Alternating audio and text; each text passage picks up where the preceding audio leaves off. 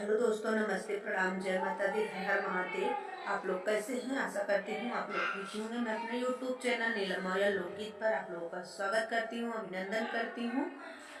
आज आप लोग के लिए शिव जी का भजन लेके आए हैं। आप लोग सुनिए और बताइए मेरा गीत आप लोगों को कैसा लगा। गीत अच्छा लगे तो चैनल को लाइक शेयर सब्सक्राइब करना ना भूलना। आसारा में बाटी कहिया फेरा बना जरिया, लिखी लिखी शिव गुरु जी हमारो हजरिया, लिखी लिखी शिव गुरु जी हमारो हजरिया। पहली हजरिया शिव गुरु ससुर जी के लिखी हा, पहली हजरिया शिव गुरु ससुर जी के लिखी हा, ससुर जी के लिखी हा हो, ससुर जी के लिखी हा। बनल रहे शिव गुरु जी सभा बिच पगड़िया, बनल रहे शिव गुरु जी सभा बिच पगड़िया, लिखी लिखी शिव गुरु जी हमारो हजरिया, लिखी लिखी शिव गुरु जी हमारो हजरिया। पहली हजरिया हमारे ससुर जी के लिखी हा, पहली हजरिया हमारे ससुर जी के लिखी हा, ससुर जी के लिखी हा हो, ससुर जी के लिखी हा। बनल रहे शिव गुरु जी सभा बिच पगड़िया, बनल रहे शिव गुरु जी सभा बिच पगड़िया, लिखी लिखी है गुरु जी हमारो हजरिया, लिखी लिखी है गुरु जी हमारो हजरिया। असरा में बाटी कहिया फेरा बना जरिया, लिखी लिखी है गुरु जी हमारो हजरिया, लिखी लिखी है गुरु जी हमारो हजरिया। दूसरी हजरिया हमारे सासू जी के लिखी हा, दूसरी हजरिया हमारे सासू जी के लिखी हा, सासू जी के लिखी हा हो, सासू जी के लिखी हा। बनल रहे गुरु जी उनके आंग कई चुनरिया, बनल रहे गुरु जी उनके आंग कई चुनरिया, लिखी लिखी है गुरु जी हमारो हजरिया, लिखी लिखी है गुरु जी हमारो हजरिया। आसारा में बाटी कहिया फेरा बना जरिया, लिखी लिखी है गुरु जी हमारो हजरिया, लिखी लिखी है गुरु जी हमारो हजरिया, लिखी लिखी है गुरु जी हमारो हजरिया।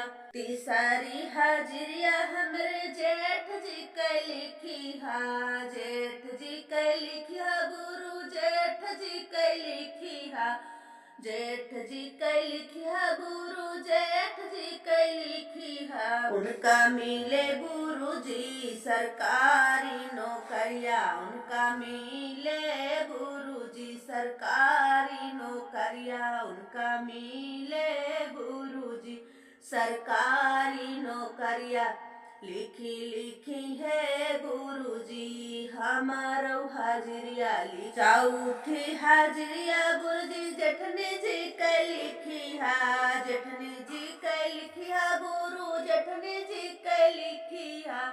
चौथी हजरिया गुरु जी जेठनी जी के लिखी हा, जेठनी जी के लिखी हा गुरु जेठनी जी के लिखी हा।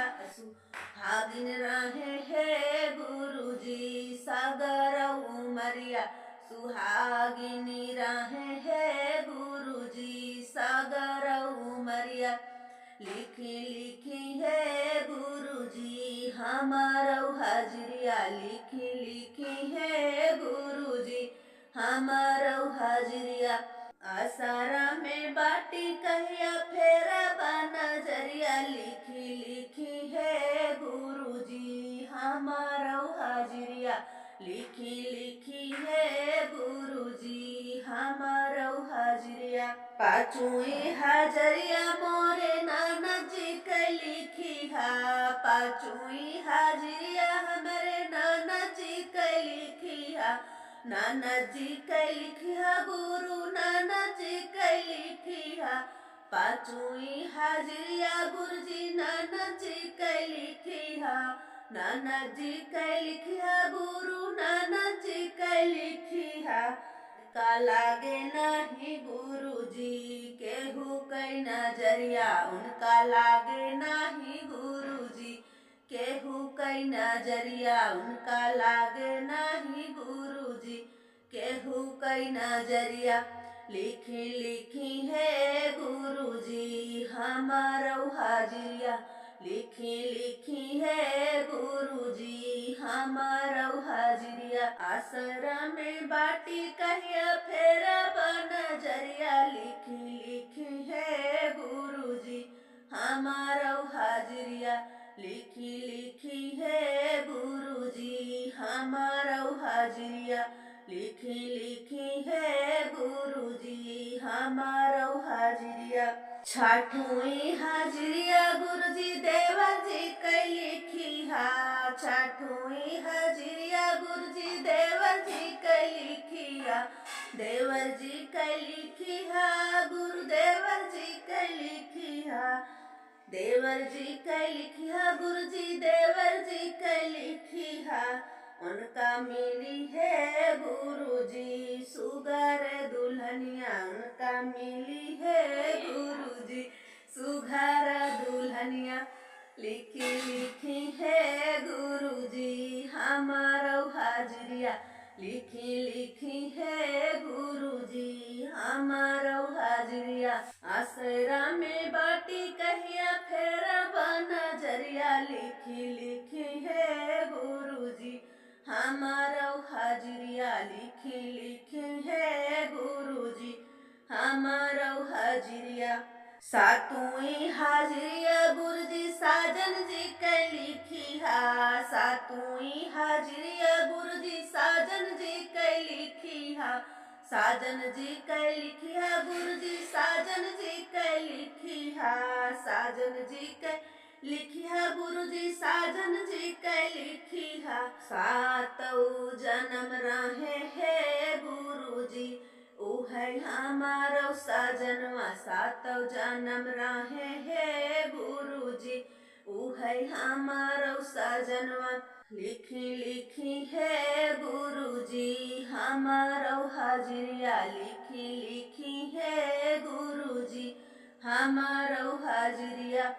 आसरा में बाटे कहिया फेर नजरिया, लिखी लिखी है गुरुजी हमारो हाजिरिया, लिखी लिखी है गुरुजी हमारो हाजिरिया। आठवीं हाजिरिया गुरुजी लाला न कै लिखिया, आठवीं हाजिरिया गुरुजी लाला न कै लिखिया, लाला न कै लिखिया गुरुजी लाला न कै लिखिया। हरदम भरल रहे गुरुजी हमारा बंदिया, हरदम बनल रहे गुरुजी ओने कर उमरिया। हट नहीं दिया है गुरुजी ममता कै चदरिया, हट दिया नहीं गुरुजी ममता कै चदरिया, हट नहीं दिया है गुरुजी ममता कै चदरिया।